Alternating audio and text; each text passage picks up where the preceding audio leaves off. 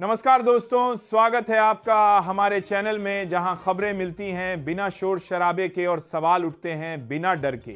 अगर आप नए हैं तो चैनल को सब्सक्राइब करके बेल आइकॉन दबा लें रोजाना ऐसी खबरों के लिए। भाजपा के राष्ट्रीय अध्यक्ष नितिन नवीन ने असम विधानसभा चुनावों के लिए हर बूथ पर 50% वोट हासिल करने का लक्ष्य निर्धारित किया। उन्होंने कांग्रेस पर वोट बैंक की राजनीति का आरोप लगाया और कहा कि बांग्लादेशी घुसपैठियों को निकालने से विपक्षी दल बेचैन है। अपने 2 दिवसीय दौरे पर नवीन ने कार्यकर्ताओं को संगठनात्मक रणनीति पर मार। राहुल गांधी ने एआई समिट को अव्यवस्थित पीआर तमाशा बताते हुए केंद्र सरकार पर निशाना साधा। उन्होंने आरोप लगाया कि चीनी उत्पादों का प्रदर्शन हो रहा है और भारतीय डेटा बिक्री के लिए है, जिससे देश की छवि को नुकसान पहुंचा है। भाजपा ने पलटवार करते हुए राहुल पर भारत की वैश्विक छवि धूमिल करने का आरोप लगाया। पश्चिम बंगाल की मुख्यमंत्री ममता बनर्जी ने रामकृष्ण परमहंस की जयंती पर प्रधानमंत्री नरेंद्र मोदी द्वारा उनके नाम के साथ स्वामी शब्द जोड़ने की आलोचना की है। ममता ने इसे बंगाल की महान विभूतियों के प्रति सांस्कृतिक असंवेदनशीलता करार दिया और कहा कि उन्हें ठाकुर के रूप में जाना जाता है। राहुल गांधी से वॉइस सैंपल की मांग, सावरकर मानहानि केस में नया मोड़। सत्याकी सावरकर ने पुणे की अदालत में राहुल गांधी के खिलाफ मानहानि केस में वॉइस सैंपल लेने की मांग की है। वकील संग्राम कोल्हटकर ने कहा कि वॉइस सैंपल से इलेक्ट्रॉनिक रिकॉर्डिंग की सत्यता साबित होगी। कोर्ट ने राहुल गांधी के वकील को जवाब देने का निर्देश दिया है। जम्मू से श्रीनगर तक जल्द ही वंदे भारत एक्सप्रेस ट्रेन चलने वाली है। अभी यह ट्रेन श्री माता वैष्णो देवी कटरा से श्रीनगर तक चल रही है, लेकिन जल्द ही जम्मू तक पहुंचने का इंतजार खत्म हो जाएगा।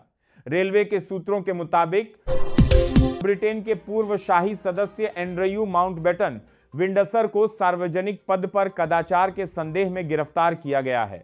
पुलिस ने नाम उजागर नहीं किया, लेकिन पुष्टि की है कि 60 वर्षीय व्यक्ति हिरासत में है। यह मामला अमेरिकी दोषी यौन अपराधी जेफरी एप्स्टीन से जुड़ा है। किम जोंग उन ने प्योंगयांग में परमाणु क्षमता वाले मल्टीपल रॉकेट लॉन्चर मर्सेल्स को खुद चलाकर उत्तर कोरिया की सैन्य शक्ति का प्रदर्शन किया।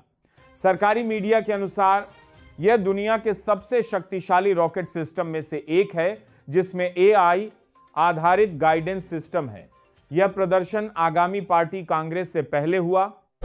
बांग्लादेश के आम चुनाव में भले ही कट्टर इस्लामिक पार्टी जमात ए इस्लामी सत्ता में नहीं आ सकी, लेकिन कभी प्रतिबंधित रही। इस पार्टी ने अपने गठबंधन सहयोगियों के साथ मिलकर 77 सीटें जीत लीं। अब जमात बांग्लादेश की सबसे बड़ी विपक्षी पार्टी बन चुकी है, जो संसद में बांग्लादेश नेशनलिस्ट पार्टी बीएनपी के विदेश समेत सभी तरह के नीतिगत फैसलों पर असर डाल सकती है।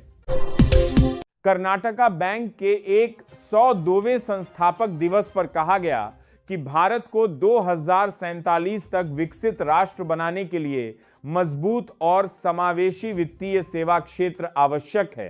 बैंकिंग प्रणाली को डिजिटल नवाचार, वित्तीय समावेशन और एमएसएमई समर्थन पर जोर देना होगा।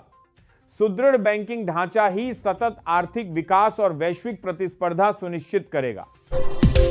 रिजर्व बैंक ऑफ इंडिया ने बैंकों को विलय और अधिग्रहण एमए फाइनेंसिंग के लिए अधिक सीमा की अनुमति दी है। नए नियमों के तहत बैंक अब कंपनियों को अधिग्रहण हेतु अधिक देर दे सकेंगे। इससे कॉरपोरेट सौदों को गति मिलेगी, निवेश बढ़ेगा और पूंजी बाजार में सक्रियता आने की उम्मीद है, जिससे अर्थव्यवस्था को मजबूती मिलेगी।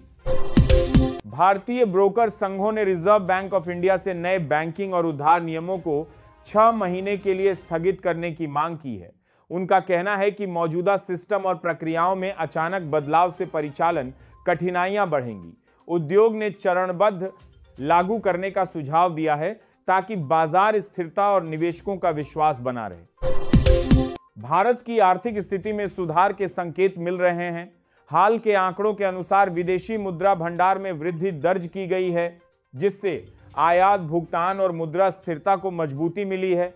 मजबूत भंडार स्तर वैश्विक अनिश्चितताओं के बीच आर्थिक सुरक्षा कवच का काम करता है और निवेशकों का भरोसा भी बढ़ाता है। 9 फरवरी को कई राज्यों में बैंक अवकाश घोषित है।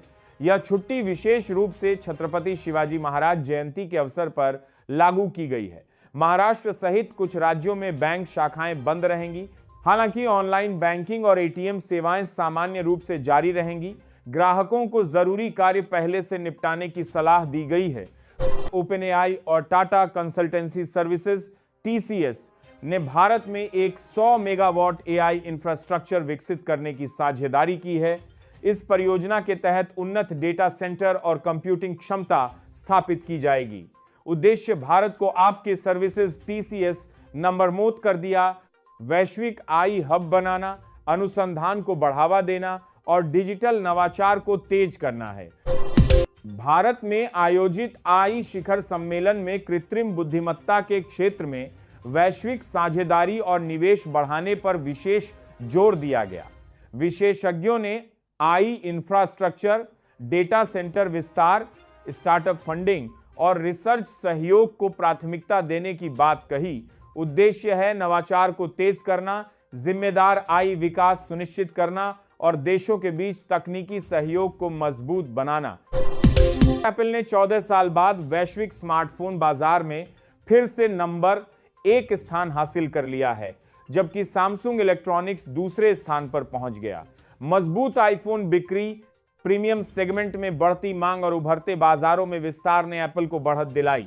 विशेषज्ञों के अनुसार एआई फीचर्स और बेहतर सप्लाई चेन रणनीति भी इस सफलता का प्रमुख कारण है।